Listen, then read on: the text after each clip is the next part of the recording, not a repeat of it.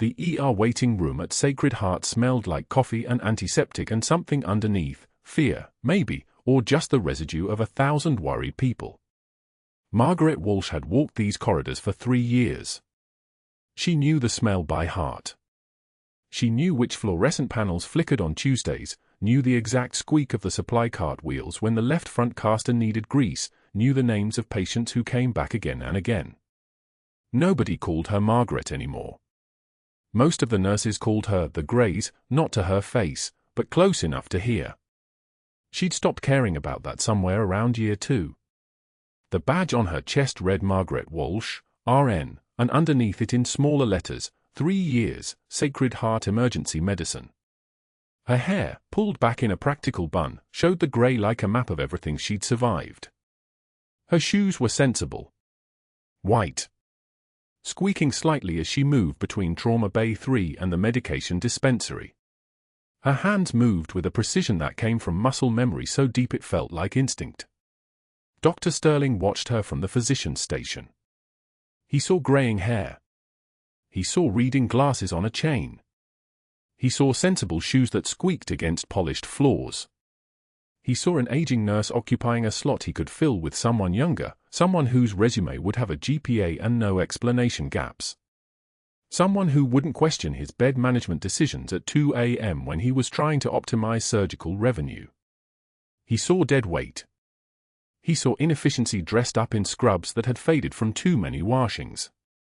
What he didn't see was the faded unit patch sewn inside the jacket hanging in her locker, a trident inside a circle, the kind of patch that didn't exist in any official military catalog anymore. He didn't see what that patch meant. He didn't see the woman who'd earned the call sign Reaper 6 in Helmand Province 18 years ago, in a place where medicine was practiced in convoy vehicles and forward operating bases and whatever space could be cleared between the sound of incoming fire. He didn't see the hands that had held a Marine's femoral artery closed while his partner applied a tourniquet. He didn't see the mind that could make decisions in 30 seconds that other doctors spent 30 minutes debating. He just saw someone aging out of usefulness.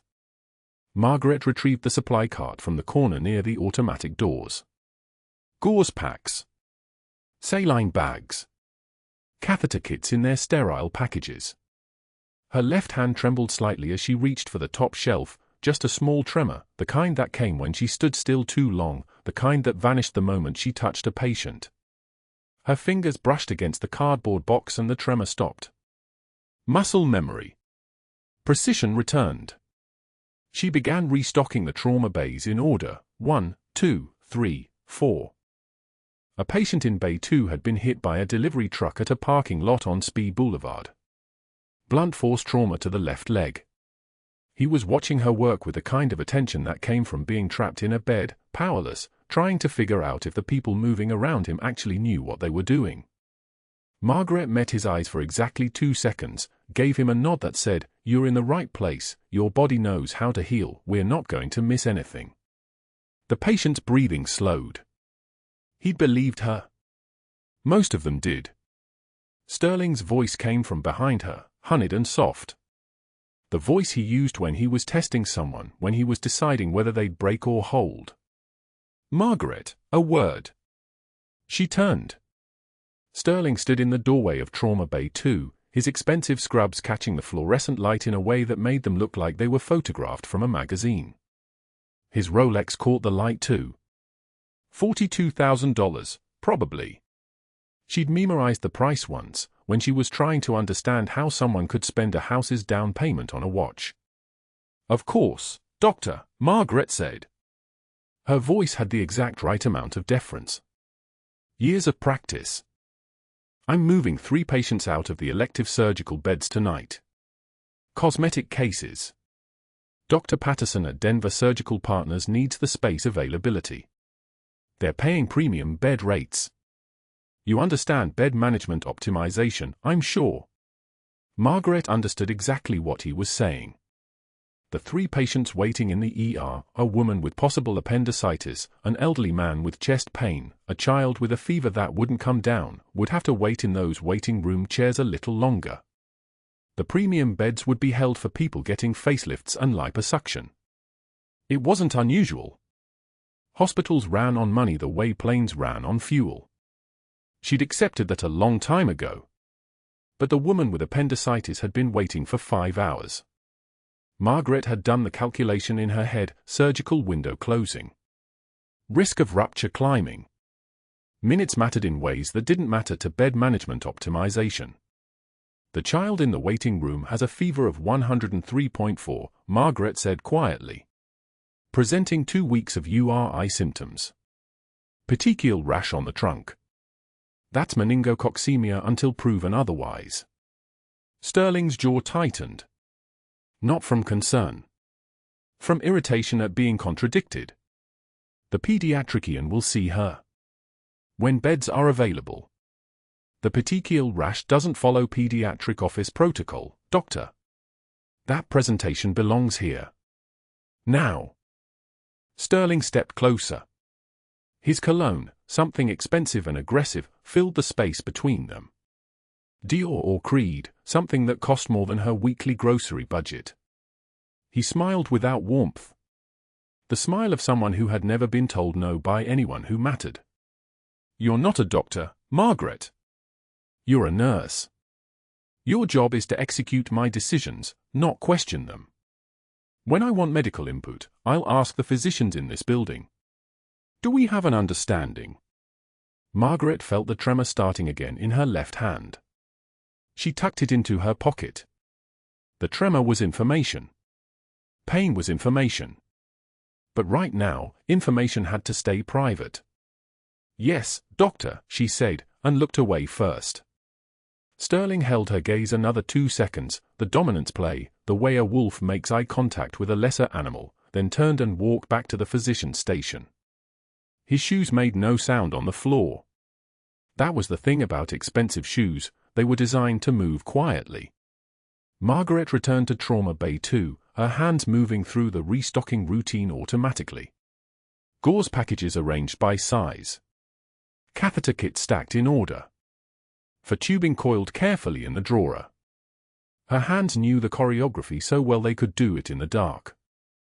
They had done it in the dark.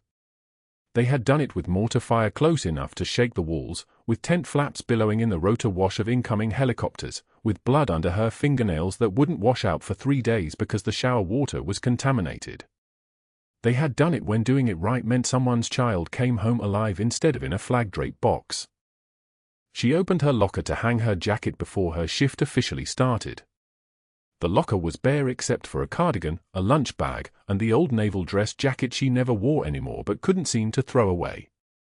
As she adjusted it, the fabric shifted. For just a moment, visible in the fluorescent light, a triangle of worn fabric with a trident insignia. Reaper 6. Charlie Platoon. 3rd Battalion, 5th Marines Direct Support Attachment, 18 years out of date and still pressed against her heart like a secret. She closed the locker door quickly. The ER went into motion then, the way it always did. A motor vehicle accident on I-25 was being brought in by ambulance. 2 patients minimum, probably 3. The waiting room had swollen to 17 people. The child with petechiae was sleeping fitfully in her mother's arms. The woman with appendicitis was now gripping her left side and breathing in short gasps. The elderly man with chest pain was staring at the ceiling with the particular stillness of someone who has already made peace with dying and is just waiting to see if his body agrees. Margaret moved through the ER like water finding its level. For line for the trauma patient in Bay 1, subclavicular, 18 gauge, first stick, blood return immediate. The patient barely flinched. She'd hit the vein with the kind of precision that comes from doing something 10,000 times, but more importantly, with a gentleness that said, I see you, I'm not going to hurt you any more than necessary, you're going to be okay. Sterling watched from the physician station, his expensive shoes braced against the polished floor, his expression like a man reviewing an investment that wasn't performing as projected. But that wasn't the worst part. The worst part came at 6:56 p.m., when the intercom crackled with a code being called to another unit, and Margaret heard Sterling say to his colleague, the cardiologist, she's been here 3 years and she still doesn't understand basic bed management. Why we keep aging out nurses is beyond me. The good ones leave for better jobs. The ones who stay are the ones nobody else wants. The cardiologist laughed. He laughed, and then both men looked away, and Margaret checked the 4 line in Bay 4 with her hands completely steady, her tremor gone, her breathing level, her heart rate controlled through sheer force of will. The kind of control that comes from having been trained to operate under conditions where a panic response meant your whole team died. She finished her shift at 11 p.m. 17 hours later, everything would change. But right now, in this moment, she clocked out at the time card, watched the machine stamp the paper in red ink, and walked toward the exit with her jacket zipped up high enough that nobody could see what lay underneath. Behind her, the ER hummed with fluorescent light and the beeping of monitors and the soft chaos of people trying to stay alive. Ahead of her, a Navy SEAL was being transported from Fort Carson with head trauma from a training accident, his name on the manifest in black ink, his body still hours away from needing her in ways that would shatter everything Sterling believed he understood about power. The ambulance doors slammed open at Sacred Heart's emergency bay at 11:36 a.m. on a Tuesday. 2 paramedics wheeled the stretcher fast, their voices sharp with controlled urgency. 28-year-old male, Navy SEAL training accident, fall from elevated apparatus, approximately 12 feet, loss of consciousness at scene, head trauma with suspected thoracic injury, vitals unstable for transport. The patient's body lay still under the white sheet, his face pale as hospital light, his breathing shallow and wrong. Margaret looked up from the triage desk where she was processing admit paperwork, and something in that paramedic's cadence made her pause. She moved toward the trauma bay on instinct, the way she always did when a body needed hands and experience. The stretcher passed through the automatic doors and she caught sight of the patient's face. Her breath stopped. She reached for the clipboard on the paramedic's stretcher and looked at the manifest. Lieutenant Commander Price. Home Station, Naval Base San Diego. Unit, SEAL Team 3, Charlie Platoon. The letters blurred slightly as she read them again. Lieutenant Commander Price. The man who had written a letter to her son's mother 3 years ago, the letter that had been forwarded through 3 military chaplains, the letter that said your son fought with exceptional courage under fire and it was an honor to serve beside him. The man who had kept her boy alive in Helmand Province when the Taliban attacked their convoy outside Sanjin. The man whose face she had seen only once, in a photograph her son had sent before the communications blackout. Margaret's hand tremored for exactly 1 second, then steadied. She followed the stretcher into Trauma Bay 3, where Dr. Sterling was already there, reviewing the incoming data on the wall monitor. His eye scanned the numbers, BP 118/76, respiratory rate 22, O2 saturation 94%, heart rate 101. Elevated but stable. The paramedic gave the handoff while 2 nurses began the transfer. Margaret positioned herself beside the stretcher, her hands ready. She began the assessment protocol, running her fingers across Price's skull, checking for depressed fractures, noting the abrasion pattern on his left temple consistent with a hard impact. Her hands moved with the precision of someone who had done this in dust and chaos and the screaming silence of a medevac helicopter. Sterling watched her work for approximately 3 seconds, then said in his voice like a knife being sharpened, "Nurse Walsh, step back.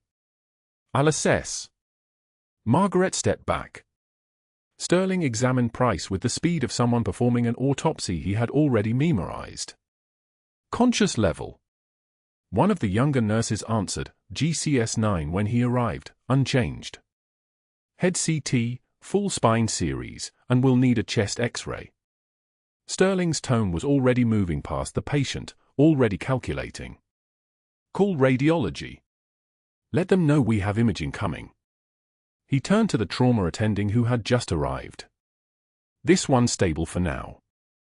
Get him to observation, keep him on monitors. We can do the imaging in sequence when radiology's not backed up.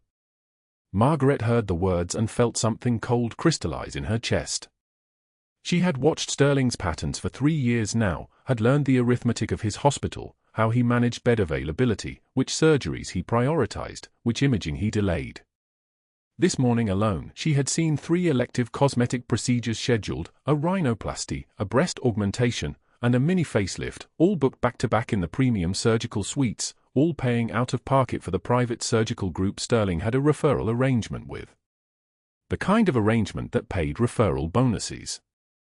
The kind that required premium beds to stay available for wealthy patients who paid cash. Price could wait. His imaging could wait 3 hours, maybe 4. His condition was stable. That was Sterling's logic. That was how profit worked when you managed the beds correctly. Margaret moved closer to Price's stretcher. As the nurses began the transfer to observation, she watched his chest rise and fall, watching the angle of his ribs, the slight asymmetry in his breathing pattern that suggested something underneath that stable vital sign was already beginning to fail. Pneumothorax. Not yet critical. Not yet compressing his heart. But starting. She could see it the way a pilot reads an instrument panel during the moment before an engine fails. She approached Sterling as he was turning to leave the trauma bay. Her voice was careful, respectful, the voice she had practiced for 3 years. "Doctor, his breathing pattern suggests possible thoracic involvement." The delay in imaging, Sterling stopped walking. He turned slowly, and his face arranged itself into an expression of almost theatrical patience. "Yes, Nurse Walsh." His chest presentation shows potential pneumothorax. Immediate imaging would be prudent given the fall distance and impact site. The trauma bay had gone quiet. Price's wife and teenage daughter were sitting in the family waiting area visible through the glass partition, watching. 2 other nurses had paused in their work. Sterling's smile was the kind that preceded something sharp. "Are you a physician, Nurse Walsh?" His voice moved through the space like something solid. "Did I miss your medical degree? The one they don't give to nurses." He stepped closer to her, and his presence was the kind that made people smaller just by proximity. "Or are you perhaps suggesting that your 3 years at Sacred Heart have somehow qualified you to override my 20-plus years of emergency medicine?" Margaret felt the weight of the room pressing down. She said nothing. That was the correct response, the safe response. That was how you kept your job and your dignity and your invisible life intact. Sterling wasn't finished. He turned to face her completely now, and his voice had that quality that made everyone listen because they were afraid not to. "I've tolerated a lot from you, Nurse Walsh. I've tolerated the questioning looks. I've tolerated the way you hover over patients like their mother. I've tolerated your constant little suggestions and your air of judgment about how I practice medicine. But I will not tolerate insubordination on my unit. Do you understand?" His eyes were cold in a way that had nothing to do with temperature. Margaret held his gaze. "Yes, Doctor." "Good. Lieutenant Commander Price will be imaged when we have availability. That's 3 hours. Maybe 4. His vital signs are stable, his neurological function is unchanged, and there is no clinical indication for prioritization. That is medicine, Nurse Walsh. That is not you playing doctor based on instinct and hysteria." The word hung in the air like something physical. Hysteria. It was an old word, a word that had weight. It was the word used on women whose concern looked like fear. Margaret felt her jaw tighten for one moment, then release. She had been called hysteria in a combat tent once, too, by a surgeon who didn't believe a junior enlisted medic could diagnose better than his rank. That surgeon had died 3 months later in a supply convoy. The body bags told the truth. She said quietly, "Understood, Doctor." Sterling nodded, satisfied. He turned away, and then he called back over his shoulder, "And Nurse Walsh, I need you to understand that this kind of behavior, questioning my medical judgment, suggesting I don't know how to run my own unit, this is emotional instability. It's the kind of thing that makes me wonder if you're really cut out for this environment anymore. You might want to think about that." He left the trauma bay. Margaret stood completely still. Price's wife was still watching through the glass. Margaret turned toward her and offered a small nod, something to suggest that everything was fine, that the man in the bed would be cared for, that the hospital was a place of competence. She wasn't sure she believed it anymore. 30 minutes later, the break room hummed with the particular silence that came right after shift change. When nurses were catching their breath and checking their phones and pretending they weren't exhausted. Margaret sat at the long table with a cup of coffee that had already gone lukewarm. The fluorescent lights buzzed their constant drone, a sound like insects trapped inside the ceiling. 6 nurses entered together, talking about something that had happened in pediatrics, and they stopped when they saw her. The silence lasted about 2 seconds. They looked at each other with the kind of expression that meant they had been warned. Sterling must have spoken to them. Sterling had a gift for that, for moving through a unit and leaving behind him the sense that loyalty was being tested, that choosing the wrong side of something would have consequences. One by one, they grabbed their lunch containers and their water bottles and they left. The last nurse, Emily, who had worked the night shift with Margaret for 8 months and who Margaret had taught how to start difficult peripheral lines, took an extra 3 seconds. Their eyes met. Emily looked away first. She left. Margaret sat alone at the table, her coffee cooling in front of her, and she heard footsteps in the doorway. Sterling. He leaned against the frame like he was casually browsing, like this had just occurred to him. Granny Scrubs, he said conversationally, still here? I thought you'd have retired by now. Aren't you pushing 70? He said it like a question, but the meanness in it was precise and practiced. Margaret didn't respond. She kept her hand still on the table, flat and calm. I've been thinking about our interaction in the trauma bay, Sterling continued. And I think you should know that I'm going to be documenting every action you take from here forward. Insubordination. Emotional instability. Questioning my judgment. These things matter when we're evaluating staff retention. They matter a lot. He smiled. It was the smile of someone who had no doubt about the outcome of anything he decided to pursue. Margaret felt something shift inside her chest, something old and trained and dangerous.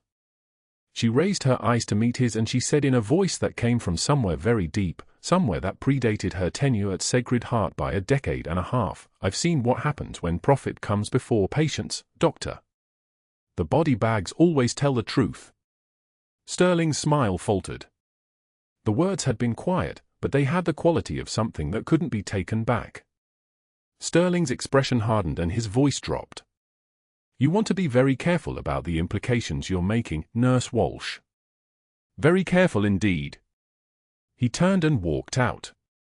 Margaret sat alone in the break room, and for the first time in 3 years, she felt the old part of her, the part that had made decisions in dust and blood, wake up completely. She drank her coffee. The taste was bitter. It didn't matter. She had tasted worse. 2 hours after the break room fell silent, the monitor above Lieutenant Commander Price's bed began to sing a different song. The beeping turned frantic.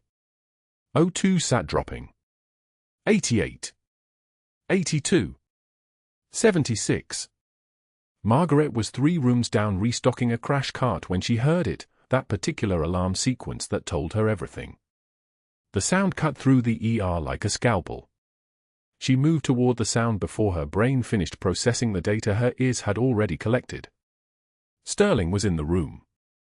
He stood frozen beside the bed, staring at the monitor as if it might spontaneously correct itself if he simply willed it hard enough.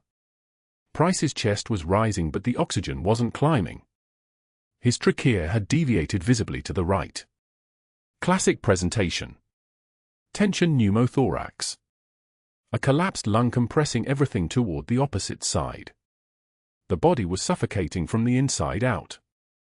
Sterling's mouth opened and closed like a man trying to speak underwater. Doctor, Margaret said quietly from the doorway. He needs immediate decompression. Sterling turned. His eyes were the eyes of a man who had just realized he was standing on a dock that had already begun collapsing into the sea. I'm calling the surgeon. The surgeon will. The surgeon is 17 minutes out. He'll be dead in 4. Margaret's voice carried the kind of calm that comes only from having already survived the worst. She moved past Sterling toward the supply cabinet, her hands already knowing exactly what she needed.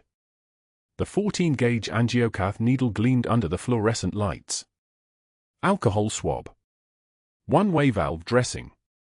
She counted ribs without looking, finding the anatomical landmarks the way a musician finds the keys of a familiar piano. Sterling's voice cracked.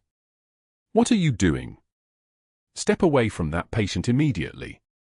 Margaret didn't acknowledge him. Her hands were already moving through the muscle memory of a dozen field operations in the dust and blood of Helmand province. This wasn't a civilian ER bed. This was a stretcher in a combat hospital. This was the difference between a breathing man and a body bag. The present moment dissolved.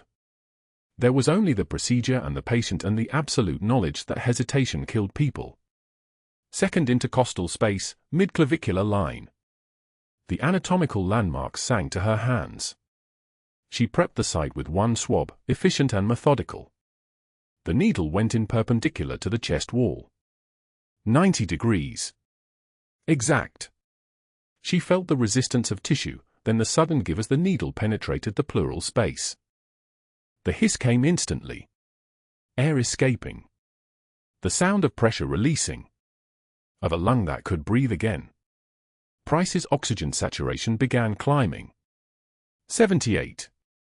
84. 89. The monitor's frantic beeping settled into a steadier rhythm. His color shifted from the gray of asphyxiation to something approaching human. Margaret withdrew the needle, left the catheter in place, and secured the one-way valve dressing with practiced efficiency. She stepped back from the bed, her hands perfectly steady, her breathing unchanged. Sterling's face had gone white, then rapidly escalated to crimson. His phone was already in his hand. Security. Security to Trauma Bay 3 immediately. His voice shook with something that might have been rage or might have been terror.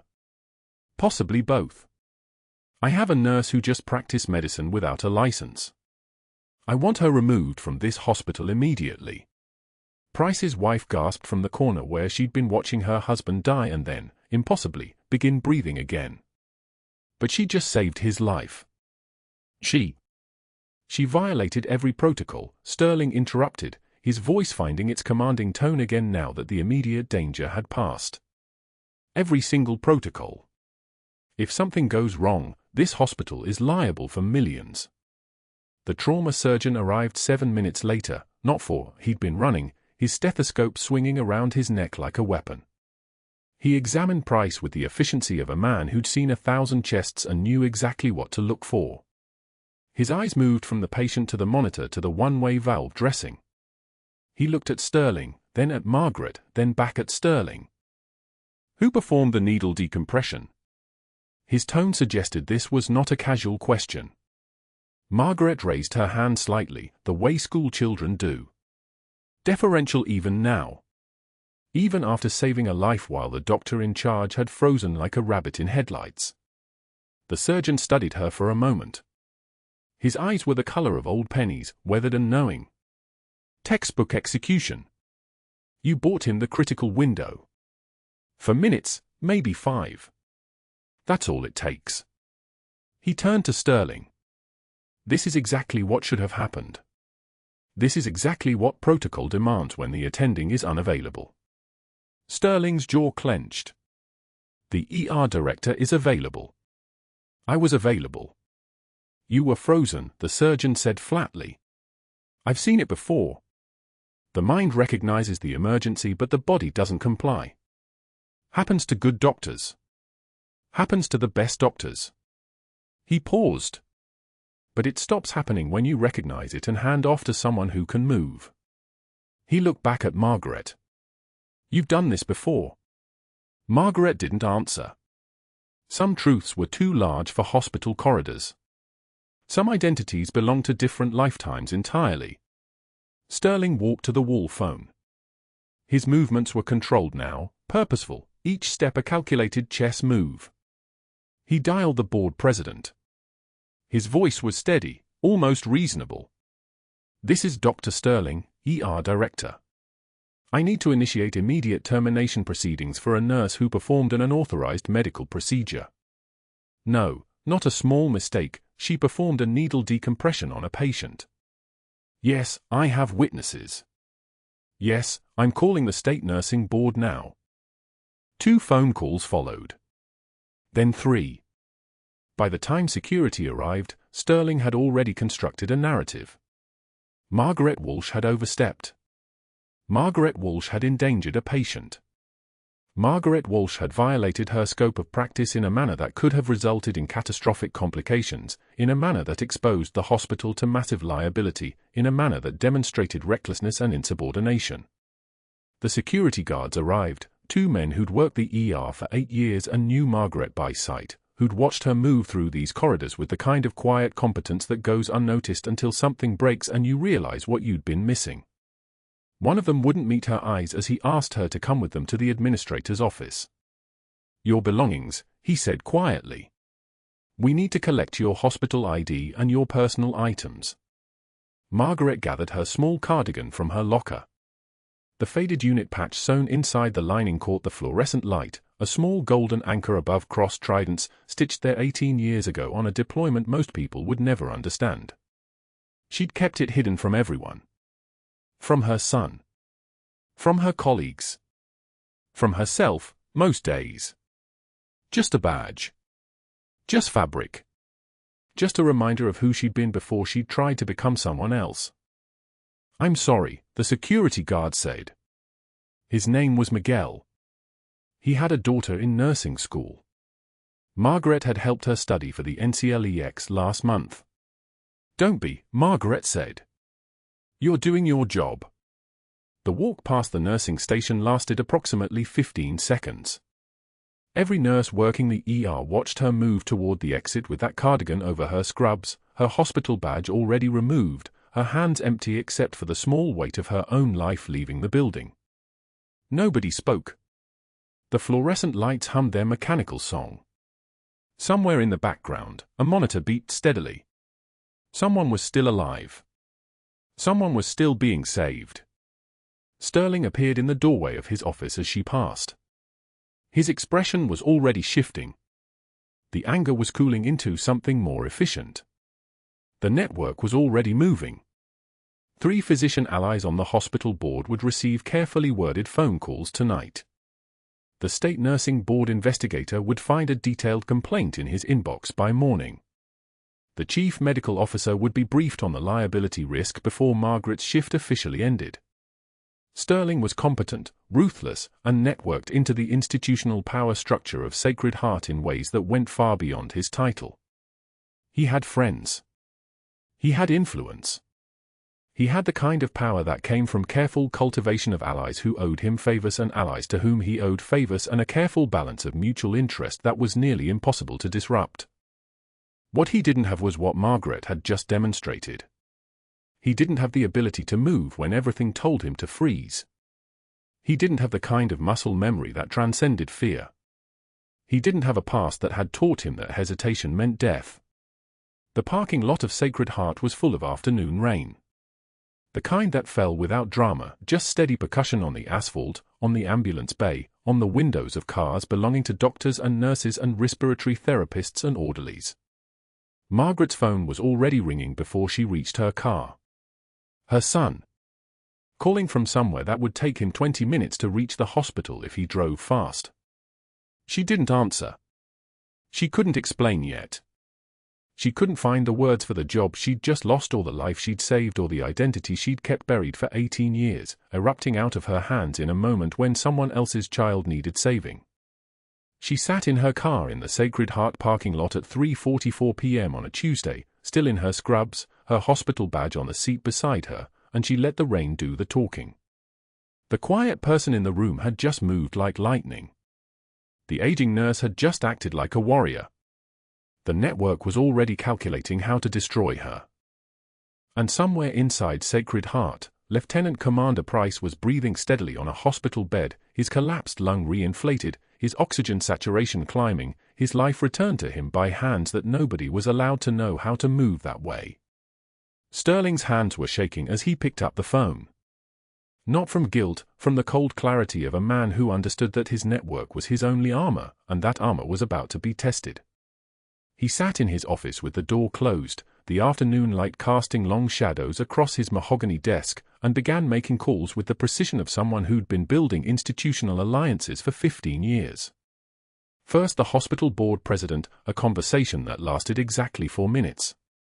Sterling's voice was controlled, measured, the voice of a man stating facts rather than pleading. Margaret Walsh performed an unauthorized medical procedure on a critical patient while I was present and directing care. She inserted a needle into a patient's chest cavity without a physician's order. That's practicing medicine without a license, and it exposes Sacred Heart to catastrophic liability. The board president listened. The board president, who'd accepted Sterling's recommendations on 3 consecutive budget amendments, who'd installed a cutting-edge surgical suite partly through Sterling's connections with Summit Surgical Group, that board president said, "I'll support whatever action you deem appropriate, James."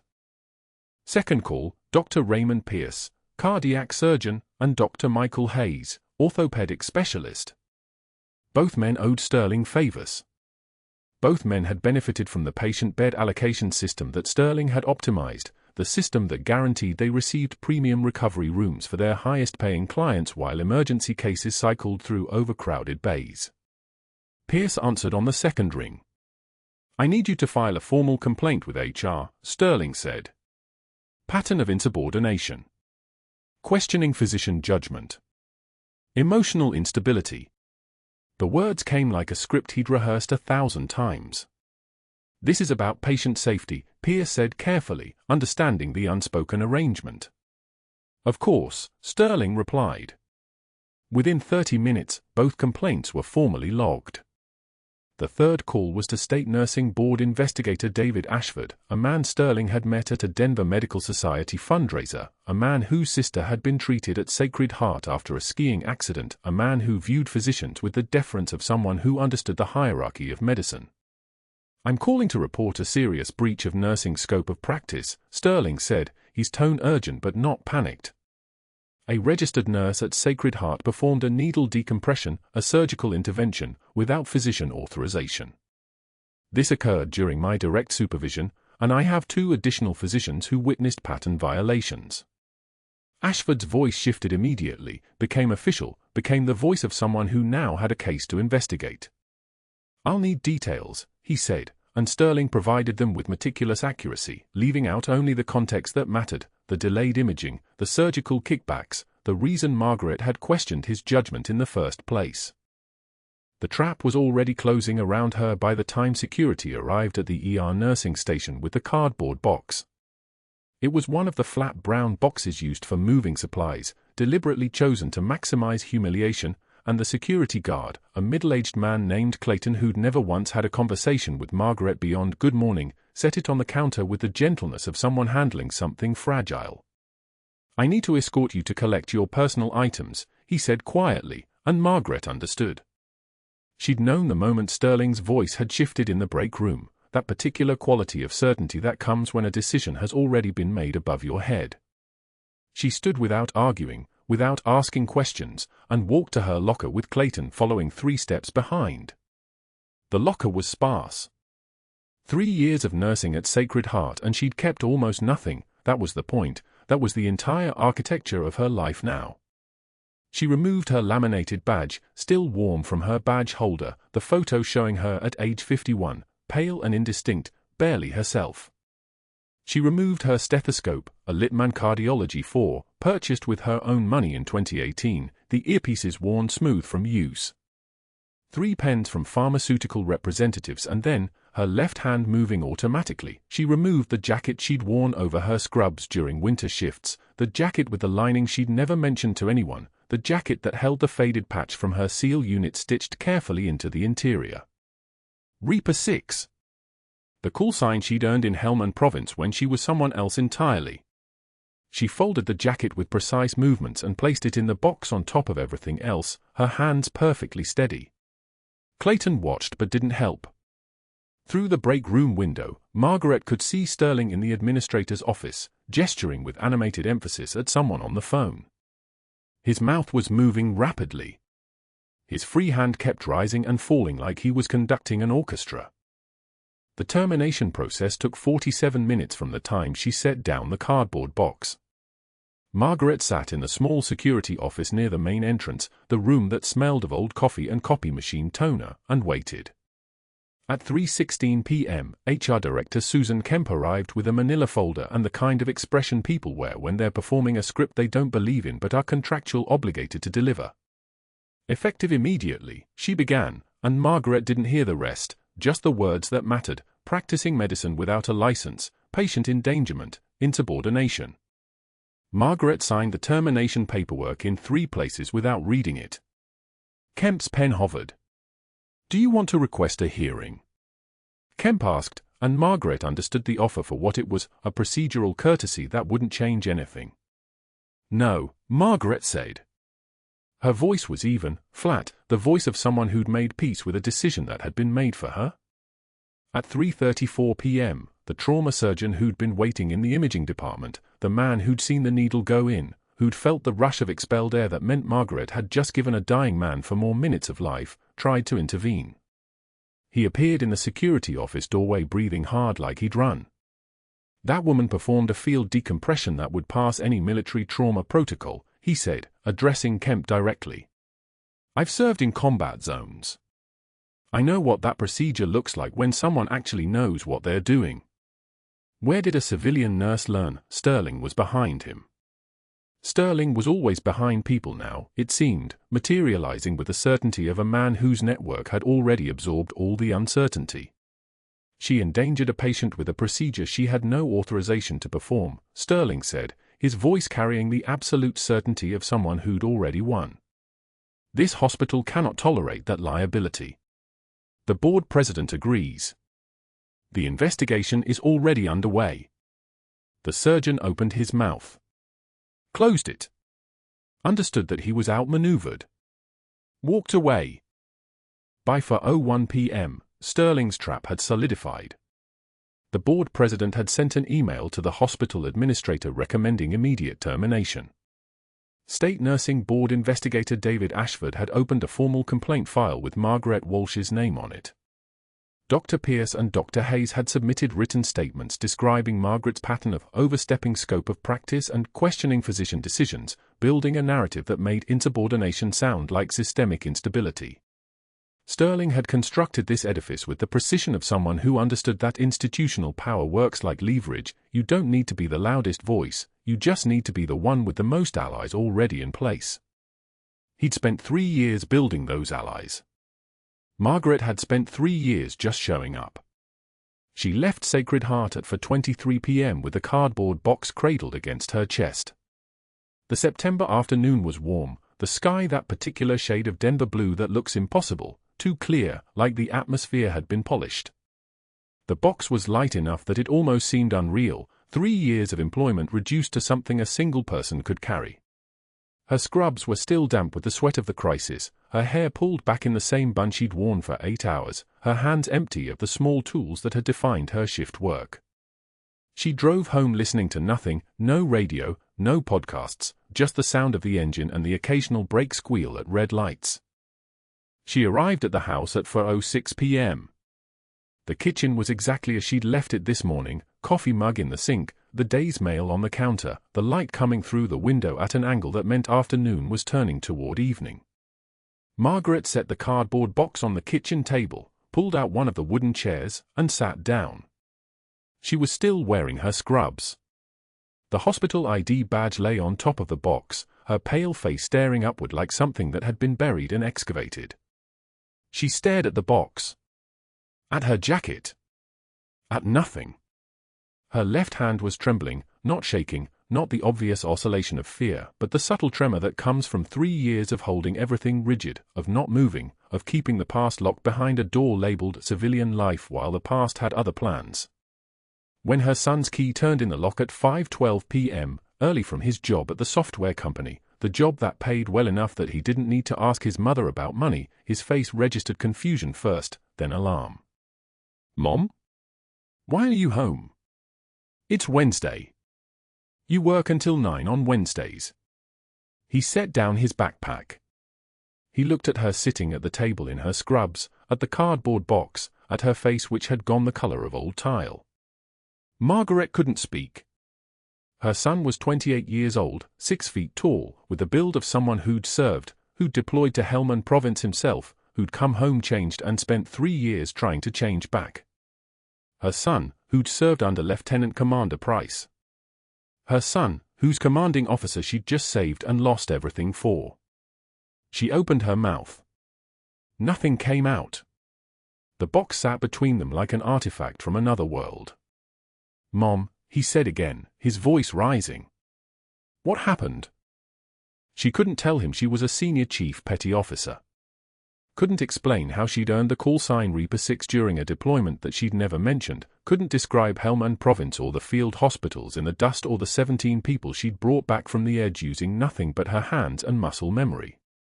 Couldn't say she'd walked away from that life because the PTSD had become unbearable, because some night she woke up thinking she was still in a combat zone, because she'd needed to disappear completely to feel human again. Couldn't tell him she'd been hiding from her own son for 3 years. Couldn't explain that she'd just saved the life of the man who'd kept him alive when everything was falling apart overseas. The words were stuck behind her teeth like shrapnel. She reached for his hand.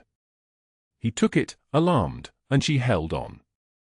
Her son sat down beside her slowly, watching her face with the intensity of someone trained to read vital signs in the dark, trained to understand that silence can mean everything. Margaret's right hand squeezed his. Her left hand lay flat on the table, trembling in the fading afternoon light. And then the tears came, not the quiet kind, not the kind she could have managed alone, but the full surrender of someone who'd carried too much weight for too long. Her son pulled her close. He didn't understand what was happening. He just held his mother while she wept into his shoulder, while the cardboard box sat on the table behind them, while the jacket with the hidden unit patch lay folded on top of hospital equipment that she'd never use again, while the world outside the kitchen window kept turning like nothing had changed, like Senior Chief Petty Officer Margaret Walsh hadn't just disappeared into the life of an ordinary woman who'd lost her job and couldn't explain why. 24 hours after the cardboard box sat on Margaret's kitchen table, her hand steadied enough to pour coffee. The morning light cut through the kitchen window at an angle that made everything look like it was underwater. She was reaching for a mug when her phone rang, her son's voice, tight with something that wasn't quite fear. "Mom. You need to come to Sacred Heart. Now." She heard noise in the background. Helicopter rotors. Not distant. Close. The kind of close that made the phone speaker vibrate. She was in the car before she consciously decided to move. The black SUVs were parked in a perfect line outside Sacred Heart's main entrance when she arrived, their windows tinted so dark they looked like absence. A Navy helicopter sat on the hospital's landing pad, rotor wash still settling, making the air shimmer like heat distortion. Margaret pulled into a staff spot and moved toward the entrance with the same controlled gait she'd learned in a combat surgical tent 18 years ago, economical, purposeful, drawing no attention. News cameras swung toward her. She kept her eyes ahead. The ER doors hissed open and the noise hit her like a physical thing. Radio static, urgent voices, boots on tile. 4. 5. 6 Navy personnel in dress uniform moving with the kind of synchronized precision that only came from teams that had trained to die together. One of them stood in the center of the trauma bay, his uniform too clean, his rank too obvious. A SEAL team commander. His voice was a tool. "Where is Senior Chief Petty Officer Margaret Walsh, call sign Reaper 6? The entire ER went silent. Her son appeared from the administrative corridor, his face gone pale, holding a manila folder, her appeal paperwork, she realized distantly. He stared at the commander, then looked around the ER like he was watching something impossible happen in real time. His voice came out fractured, each word a separate thing. That's my mother, she's a senior chief." Margaret's breath didn't change. Her hands didn't tremble. But something fundamental shifted in her spine. The mask she'd worn for 18 years, the deference, the small voice, the averted eyes, it was still in place, but she could feel it loosening like old stitches coming apart. A nurse Margaret recognized, a woman named Chen who'd always been kind to her, stood holding Margaret's military file with hands that shook visibly enough to make the papers rustle. Her voice was barely a whisper, 2 bronze stars. She turned the page. 3 Navy Commendation Medals. Another page. Call sign Reaper 6. Assigned to SEAL Team 3's Charlie Platoon. Chen's eyes came up to meet Margaret's, and in that look was the recognition that everything they'd both thought they knew had been wrong. The SEAL commander stepped toward Margaret. His presence was like standing downwind of an approaching storm. The air pressure changed around him. Senior Chief Walsh saved 17 lives in Helmand Province. Lieutenant Commander Price requested your immediate reinstatement. He's also recommending you for civilian commendation. The commander's jaw moved like he was about to continue when one of the FBI agents entered through the ER doors, his federal ID visible on a lanyard, his colleague moving directly toward the administrative offices. Dr. James Sterling, the first agent, called out. Sterling emerged from his office like something was pulling him by an invisible wire, his Rolex catching the fluorescent lights. The agent continued without preamble. We're investigating insurance fraud and Medicare kickbacks. We have 3 years of billing records showing delayed critical imaging and emergency procedures routed to keep premium beds available for elective cosmetic surgeries that paid you referral fees totaling $847,000. Sterling's face went the color of old parchment. The agent's voice didn't change texture. You have the right to remain silent. Sterling's mouth opened. Closed. Opened again. This is a misunderstanding. I can explain the billing arrangements. The second FBI agent had already reached the administrative offices. The hospital board president emerged moments later, his face ashen, already on his phone with someone from legal counsel. Sterling watched his face and something in him began to crack, not dramatically, but like old concrete developing a single fault line that would eventually split the whole thing apart. Call Davidson, Sterling said to the board president, his voice climbing half an octave. Call Chen. They'll confirm my protocols were standard. The board president's expression hardened. Dr. Chen resigned this morning when he was named in the investigation. Dr. Davidson is being interviewed by federal agents as we speak. The second FBI agent returned from the administrative corridor with another folder, and Sterling understood, the moment hung suspended in time like a photograph, that his entire network of institutional allies was simultaneously collapsing in 6 different locations across the city. Margaret watched Dr. Sterling's hands flex open and closed, flex open and closed. She recognized the gesture. She'd seen it in Helmand Province when men's brains realized their survival was no longer a question with an affirmative answer. The SEAL commander's eyes moved to Margaret. Price is stable. Fully recovered. He's awake and asking for you. Margaret's son appeared at her elbow, his hand finding hers without either of them deciding on it. The commander continued, he said to tell you he remembers everything. The 12-hour firefight at Musakala. 7 men in your position. 7 men who came home because you were there. Her son's fingers tightened on hers. Sterling was being escorted toward the exit by the FBI agents when he passed Margaret. His eyes were dark with something that looked like drowning. He tried one final jab, his voice stripped of all authority. You'll never work in medicine again. I'll make sure. The SEAL commander stepped between them in a single fluid motion, his voice dropping to a frequency that seemed to resonate in the floors. Doctor. I'd stop talking if I were you. Sterling's mouth snapped closed. The FBI agent's hand settled on his elbow, not gently, and guided him toward the doors. The same security guard who'd handed Margaret her cardboard box yesterday was waiting near the exit. He held an identical box. His voice was quiet but absolute. Dr. Sterling. Your belongings.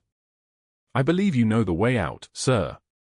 Sterling's hand shook as he took the box.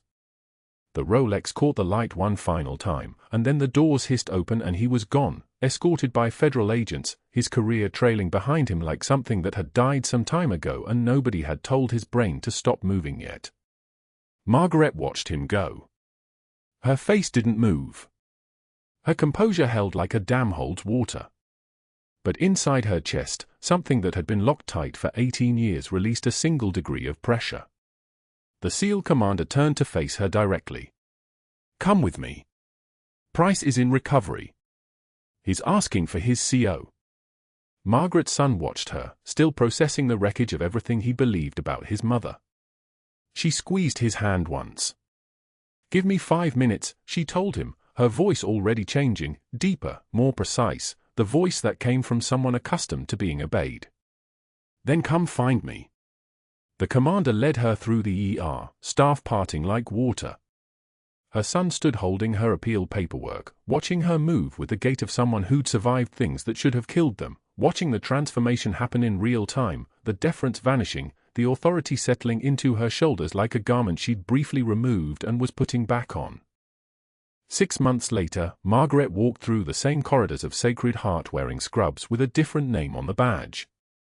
Clinical Director, Emergency Medicine. The title still felt strange in her mouth, but her hands had already forgotten what it felt like to tremble.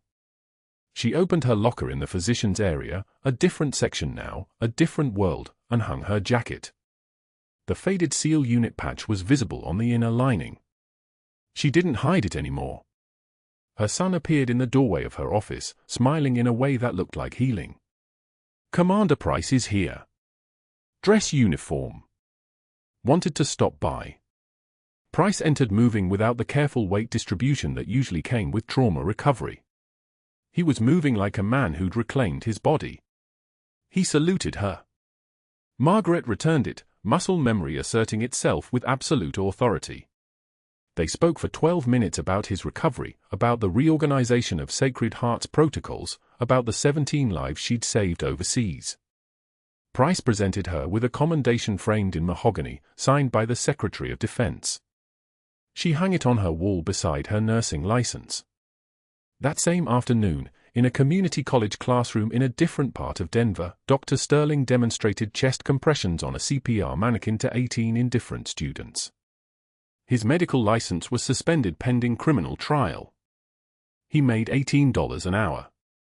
The kickback investigation had expanded to 3 other physicians.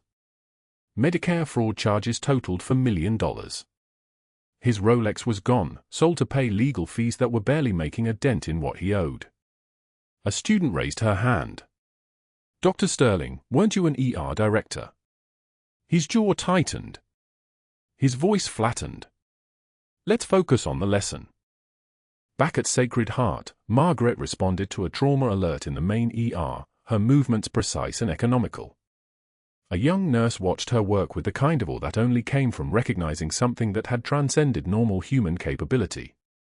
Margaret talked the nurse through a procedure with the patience of someone who understood that every person in the room was learning whether they lived or died based on what they paid attention to.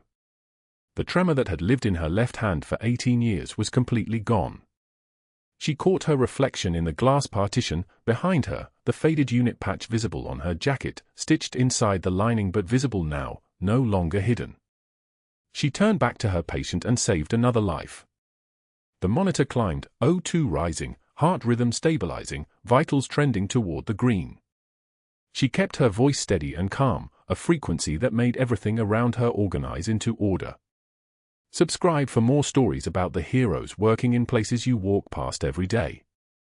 Like this video if you believe quiet strength is the most dangerous kind. Comment, have you ever been completely wrong about someone you underestimated? And follow so you never miss the moment when truth arrives on a helicopter.